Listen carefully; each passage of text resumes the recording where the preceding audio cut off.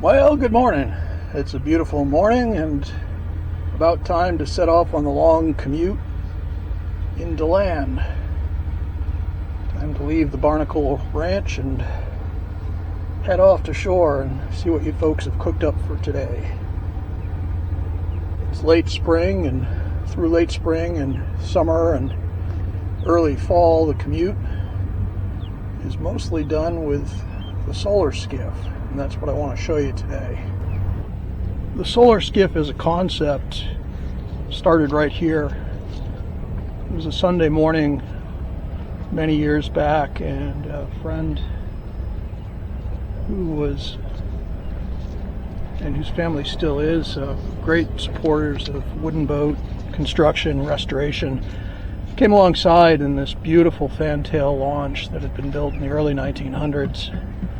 And the most noticeable thing about it was that it was completely silent. And we had this great conversation about how he had restored this boat and put a new electric drive system in it, but how many of the boats in the pre-World War I era that people enjoyed were battery powered or electric. The internal combustion gas engine really didn't come into its own in competition with electric battery propulsion until after World War I. And then power densities started to increase, engines were improved dramatically, and of course World War II took that to the next level with very high powered gasoline and diesel engines being developed. Anyway, this beautiful little fantail launch planted the idea in my head that that maybe electric propulsion for small harbor skiffs had a place or would make a comeback. The one thing that was different, his boat was plug-in, so he had to go home every night and plug it into shore power to charge the batteries. And I thought to myself, well, I've got a relatively short daily commute here. I wonder if I could achieve that with solar panels. So that idea just sort of cooked and simmered in the back of my head for several years, and I did what I always do, being somewhat of a squirrel, and I started gathering my acorns. The first thing I knew was that I wanted a boat that was easily propelled. So if you want to go back to the pre-high power density era, you have to go back to hull forms that were in vogue during that time. You can go out and buy a Torpedo and stick it on the back of a 1.5 length to beam ratio inflatable, but what you're doing there is you're sort of mixing metaphors. You're taking low power density and applying it to a hull form that nobody took seriously for motorized propulsion until outboards could push them onto a plane, which of course we may get there with electric, but we're not quite there yet. So going back to that, I decided that one of the most efficient hull forms available was the Whitehall rowing boat. These were kind of the last word in oar-propelled commuter boats when pilots had to be quickly rowed out to a ship in the offing to get the job of being pilot, bring the ship in. So I managed to find a builder up in Maine, Ken Flowers. Ken had a mold and had splashed a Whitehall pulling boat, this little 10-foot rowing boat, from the mold, and there it sat, hadn't finished it. I guess this is something he kind of did at the end of building a lobster boat when he had some excess materials around, and it was a way for him to keep busy when he didn't have a big contract, I suppose. Anyway, I drove up to Maine and bought the bare hull from him, knowing that I had a hull form that could easily be pushed by a small electric motor. And so here she is in the form that she eventually took. Amusing sidebar, when you self-build a boat here in my state, you have to have it inspected and a VIN number assigned to it when you're done. And so someone from the environmental police division will come out and look at it, make sure you haven't stolen it and obliterated numbers. And it was a real nice guy that came out, and we were having a good conversation. And he saw my little garden light here on top of my ensign staff. And you know, in the way of regulators, there's always got to be like at least something that's not just right that has to be pointed out. But anyway, it was all pretty amusing. He said he looked at the light and he said, "That's not legal, you know." Of course, I knew what he meant. It's obviously not a regulation legal navigation light, but it was an easy way to top the ensign staff without milling a ball or something fancier. So I stuck it on there, and I looked at him and I said, "Well, that's true, but that's not illegal, you know." And we both had a good laugh. Of course, being a realist, I still maintained the original outboard motor-powered work skiff for the off-season, for the windier days. The outboard skiff is 3.5 horsepower, and you can contrast that to the solar skiff's 3/4 horsepower. And you can probably imagine that there are some days when that extra power is needed, when it's blowing hard or blowing a gale, and you still have to come and go. So the basics of what you're looking at here are the very easily moved Whitehall hull form, a 40-pound thrust trolling motor made by Minn Kota. Fantastic company, by the way, really great people. If you're into products that can be fixed and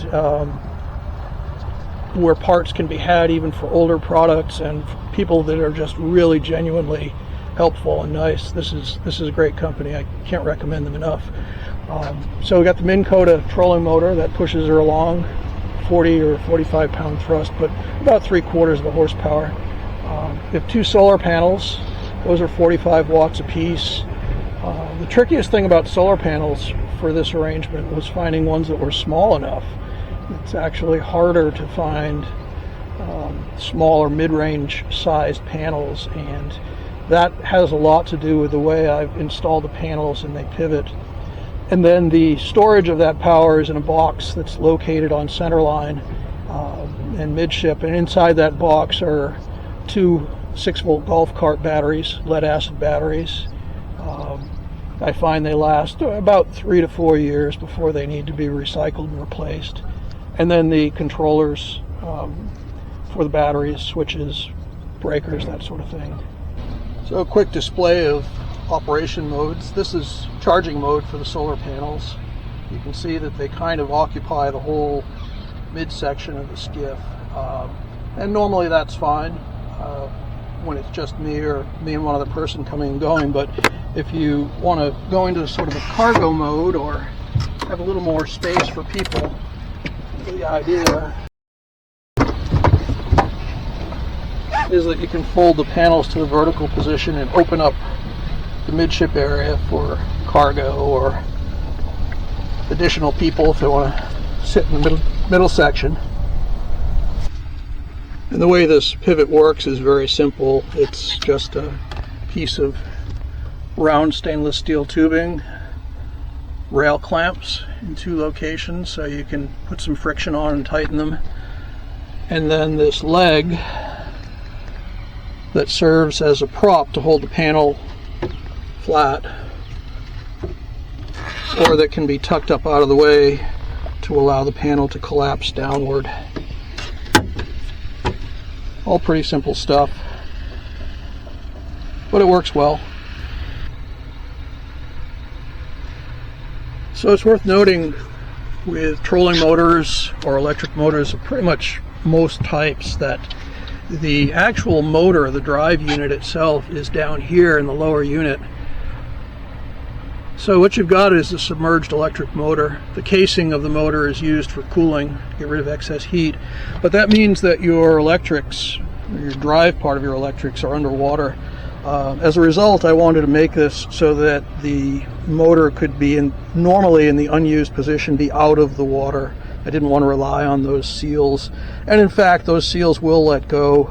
I've changed them out a few times now. Water gets in there and shorts everything out, and you got to call the nice folks at Minn Kota. They send you a very reasonably priced box of parts, and the entire thing is just incredibly user serviceable and user friendly. And as you know by now, that's kind of what I like. So I built the well to do a few things. One is that it moved the seated position forward a bit, which is necessary because a Whitehall doesn't have a lot of buoyancy aft. So you don't want to be sitting right against the transom if you're the only one in the boat. But then too, this allows me to tilt the motor up out of the water and not have it sticking out the back when I'm at the dinghy dock with a lot of other boats around. These trolling motors they're decent, but they're not nearly as robust as an all-metal outboard. As you can see, sort of plastic bracket there, mounting bracket and such. So the well has been a handy thing. In addition, it provided me with covered storage for life jackets, things that you want to keep out of the sun and weather. So there's one of those on each side. And generally speaking, I think it just improved the looks of the boat. When you look at the boat from shore, you see a pretty little Whitehall. You don't see a pretty little Whitehall with a big ugly motor clamped onto the back. And here you've got the motor in the down or deployed position. Essentially, I've got this set up right now so that I can rotate it through 360 degrees. But these motors do have forward and reverse speeds, so that's not entirely necessary. It's just the way I've got this one set up. And by the way, these shafts on trolling motors tend to come very long, so they can hang off the bow of a bass boat. But it's very easy to cut the shaft to the length you want. The saltwater models are fiberglass. You just have to be a little careful of the wires inside while you're cutting the shaft. So up here you've got the battery box. This houses the electrics. It can also serve as a seat if you've got people that in excess of the other seats. I've never really tried to put more than about 3 people in this boat, quite honestly. That's about all you've got buoyancy for, but I suppose you could do 4 in a pinch. Down here, you won't be able to see it very well because of the shadow, but there are amp and volt meters inside the enclosure that allow me to see where I'm at for the batteries. And speaking of which, there are the batteries. This is a pair of 6-volt golf cart batteries, lead acid, deep cycle. Up forward there, again probably hidden in the shadows, but there's a bottle of distilled water, a voltmeter, turkey baster, so that you can add water to the batteries. I find I need to water the batteries maybe twice a month with the daily use. Really not that much of a difficult task.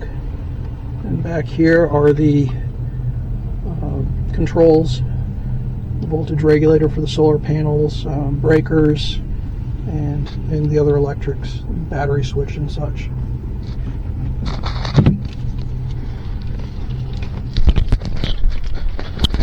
Up in the bow, I built another enclosed locker, basically to keep the lines and other items that are going to be on board all the time out of the sun.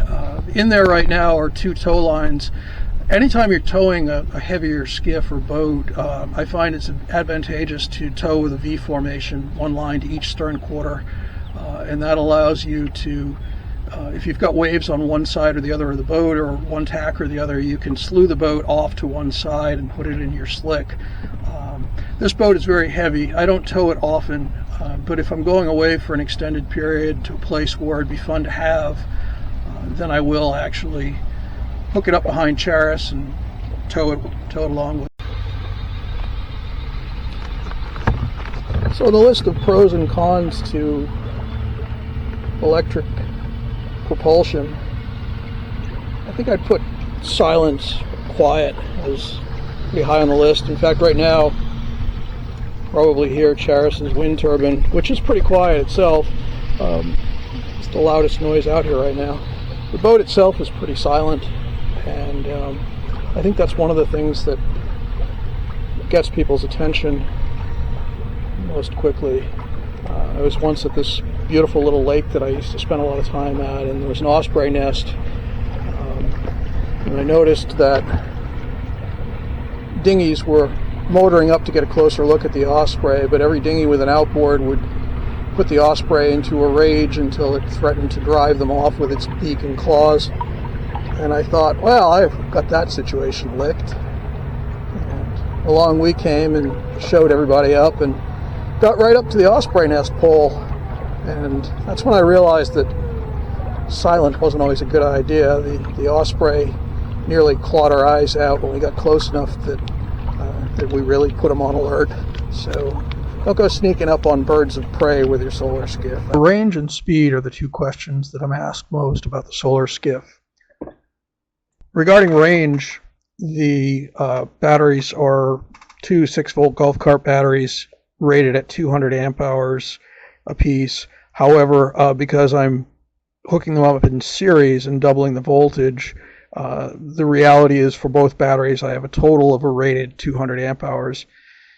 Of that, because they're lead acid batteries, the real usable power is about 50% or 100 amp hours.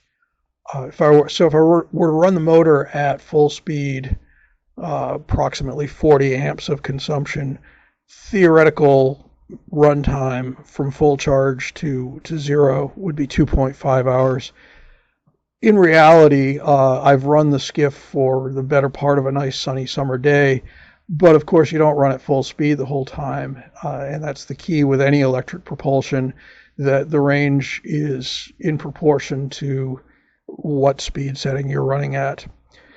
As regards to speed, typically at full speed with the bottom clean and one or two people in the boat, it'll run somewhere around 3 knots. And you know, I find that's fine for the way I use the boat. That probably wouldn't be enough for most folks. In fact, I do recall when I first launched the boat, a guy with a 18-foot catboat commenting on how slow my boat was. I thought that was a bit of the thief calling the kettle black there. But anyway, so that's kind of the story of the solar skiff. And for my short little 10-minute commute every morning and evening, it's worked out quite well. I don't think it's a one-size-fits-all solution, and I think for a lot of people, they may be looking for a bit more on the performance end to develop before they dive into this. But for me, it's been a great, fun experiment, and I like to refer to it as the solar icebreaker. Not because I use it when there's ice in the water. The days would be too short to recharge it then, but because it's a great conversation starter, and it's a great way to engage people who haven't seen anything quite like it and are curious. And so that's probably its greatest attribute. I appreciate you all stopping by and checking out the solar skiff, and feel free to comment and question or just generally relate your experiences with similar experiments to this. Look forward to getting the discussion going.